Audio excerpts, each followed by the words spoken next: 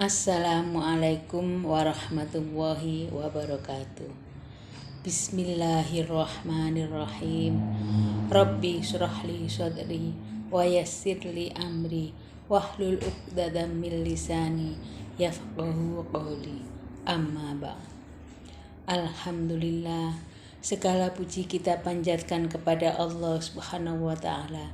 Karena atas limpahan nikmatnya kita masih diberikan kesempatan dan kesehatan, sehingga dapat menjalankan ibadah puasa Ramadan yang penuh berkah ini. Salawat serta salam selalu tercurahkan kepada Nabi akhir zaman, yakni Nabi Muhammad SAW. Karena beliaulah kita dapat merasakan kehidupan yang aman, damai, tentram dengan selalu teguh memegang ajaran Islam. Ibu-ibu yang dirahmati Allah, kita harus menyadari bahwa Allah Subhanahu wa taala menciptakan kita adalah sebagai khalifah bil ardh yang berfungsi menjaga, merawat dan melestarikan kehidupan di muka bumi ini. Selain itu, Allah menciptakan manusia adalah untuk beribadah kepadanya. Sebagaimana firman-Nya, A'udzubillahi minasyaitonirrajim. Wa ma khalaqtul jinna wal insa illa liya'budun. Dan tidaklah aku ciptakan jin dan manusia kecuali untuk beribadah kepadaku. Sebagai golongan yang disebutkan dalam ayat di atas, hendaknya kita selalu menjalankan ibadah yang telah ditentukan oleh Allah dengan sebaik-baiknya, agar bekal yang kita bawa menuju akhirat kelak cukup menyelamatkan kita adalah dari siksa api neraka. Selain itu, Allah juga memberikan fasilitas agar manusia bisa bertahan hidup di dunia, yaitu makanan dan minuman. Apa yang ada di muka bumi ini diperuntukkan untuk manusia. Allah berfirman, A'udzubillahi minasyaitonirrajim. Ya ayyuhan nasu kulu mimma fil ardi halalan thayyiban wa la tattabi'u khutuwati syaitan innahu lakum aduwwum mubin. Wahai manusia, makanlah dari apa yang ada di bumi yang halal lagi baik, dan janganlah mengikuti langkah-langkah setan. Sesungguhnya ia bagimu merupakan musuh yang nyata. Al-Baqarah 168. Makanan yang halal, yaitu yang tidak haram, baik zatnya maupun cara memperolehnya. Dan selain halal, makanan juga harus yang baik, yaitu yang sehat, aman, dan tidak berlebihan. Kita harus waspada setan yang selalu berusaha menjerumuskan manusia dengan segala tipu dayanya. Allah mengingatkan bahwa sungguh setan itu musuh yang nyata bagimu. Ibu-ibu yang dirahmati Allah, akibat makan makanan haram. 1. Doa-doanya tidak dikabulkan. Rasulullah bersabda, seorang lelaki melakukan perjalanan jauh, rambutnya kusut, mukanya berdebu, menengadahkan kepada kedua tangannya ke langit dan mengatakan, Wahai Robku, padahal makanannya haram dan mulutnya disuapkan dengan yang haram, maka bagaimanakah akan diterimanya doa itu? Hadis riwayat Muslim. Yang kedua, merusak hati dan akalnya. Jika seseorang memakan makanan yang baik atau makanan halal, maka hatinya juga dapat menjadi baik. Dan sebaliknya, jika memakan makanan haram, hati seseorang dapat tercemari, dan hal ini juga mempengaruhi kekhusyukan dalam beribadah, termasuk dalam sholat.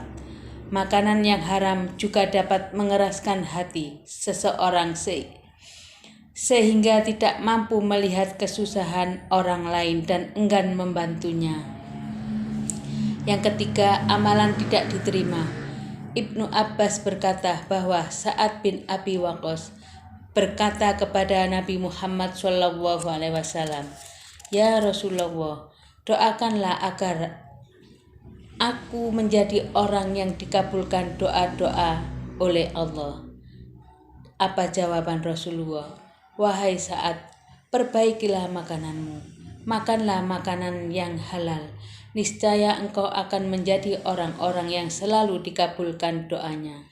Dan demi jiwaku yang ada di tangannya, sungguh jika ada seseorang yang memasukkan makanan haram ke dalam perutnya, maka tidak akan diterima amalnya selama 40 hari.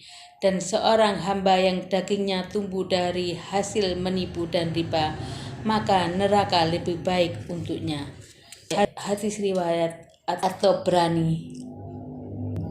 Yang keempat, makanan haram membawa ke neraka. Makanan haram yang dimakan oleh seseorang akan berubah menjadi daging, dan daging tersebut dapat membawa seseorang ke neraka, sebagaimana yang disebutkan dalam hadis Rasulullah SAW tentang mereka yang memakan makanan haram berikut ini.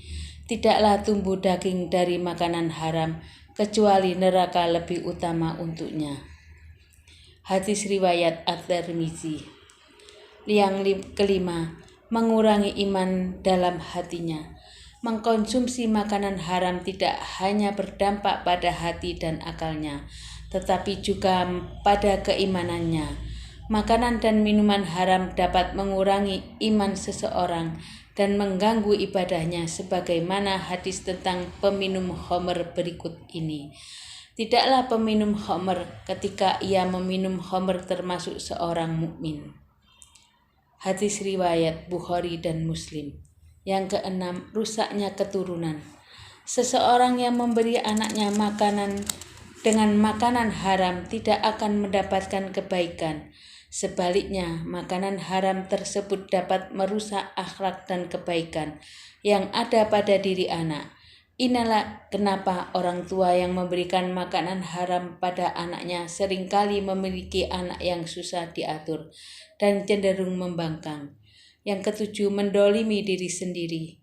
Makanan yang diharamkan oleh Allah SWT mengandung mudarat atau keburukan, bisa berdampak buruk bagi kesehatan manusia, seperti mengkonsumsi daging babi yang dapat menyebabkan penyakit cacing pita, maupun alkohol yang dapat merusak organ hati dan organ tubuh lainnya.